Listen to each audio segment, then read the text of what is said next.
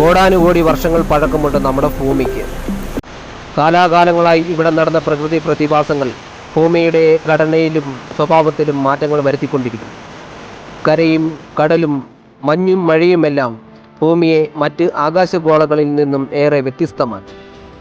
പ്രപഞ്ച പരിണാമത്തിൻ്റെ ഒരു ഘട്ടത്തിൽ ജീവൻ്റെ ആദ്യ കണം ഭൂമിയിൽ നാമ്പെടുത്തു. ദശക്കണക്കിന് വർഷങ്ങളുടെ സഞ്ചാരത്തിനൊടുവിൽ ഭൂമി ഇന്ന് കാണുന്ന ജൈവ വൈവിധ്യങ്ങളുടെ കലവറയായി മാറി. മനുഷ്യരും മൃഗങ്ങളും സസ്യങ്ങളും എല്ലാം ഭൂമിയെ സുന്ദരമാക്കി തീർന്നു.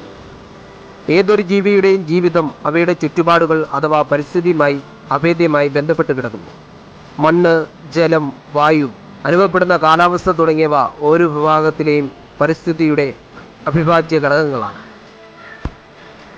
എല്ലാ വർഷവും ജൂൺ 5-നാണ് ലോക പരിസ്ഥിതി ദിനം ആയി ആചരിക്കുന്നത്. പരിസ്ഥിതി പ്രശ്നങ്ങളെക്കുറിച്ചുള്ള അവബോധം വരുത്തുവാനും കർമ്മപരിപാടികൾ ആസൂത്രണം ചെയ്യുവാനുമാണ് പരിസ്ഥിതി ദിനം ആചരിക്കുന്നത്. ഐക്യരാഷ്ട്രസഭ ജനറൽ അസംബ്ലിയാണ് 1974 മുതൽ ഈ ദിനാചരണം ആരംഭിച്ചത്. ദിവസേന അന്തരീക്ഷത്തിൽ എത്തിച്ചേരുന്ന carbon dioxide, methane, nitric oxide, ക്ലോറോ കാർബണുകൾ എന്നീ വാതകങ്ങളുടെ അളവ് കൂടിക്കൊണ്ടിരിക്കുന്നു. ഇവ ഓസോൺ പാളികളുടെ തകർച്ചയ്ക്കും കാരണമാകുകയും തന്മൂലം ആഗോളതാപനം ഉണ്ടാകുകയും ചെയ്യും.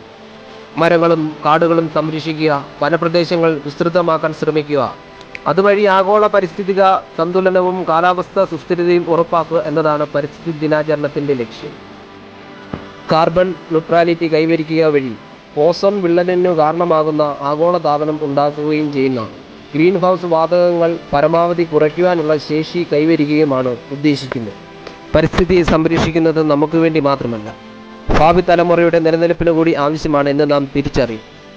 നാം ഇന്ന് ജീവിക്കുന്ന പരിസ്ഥിതിയിലെ വിഭവങ്ങളും സൗകര്യങ്ങളും വരും തലമുറയ്ക്ക് കൂടി അവകാശപ്പെട്ടതാണെന്ന ബോധത്തോടെ വേണം പ്രകൃതിയെ ഉപയോഗപ്പെടുത്തുന്നത്. ജനങ്ങളെ പരിസ്ഥിതിയുമായി ബന്ധപ്പെടുത്തുക. നാളത്തെ തലമുറയ്ക്ക് വേണ്ടി, പ്രകൃതിക്ക് വേണ്ടിയുള്ള സമയം. ലോക പരിസ്ഥിതി ദിനം.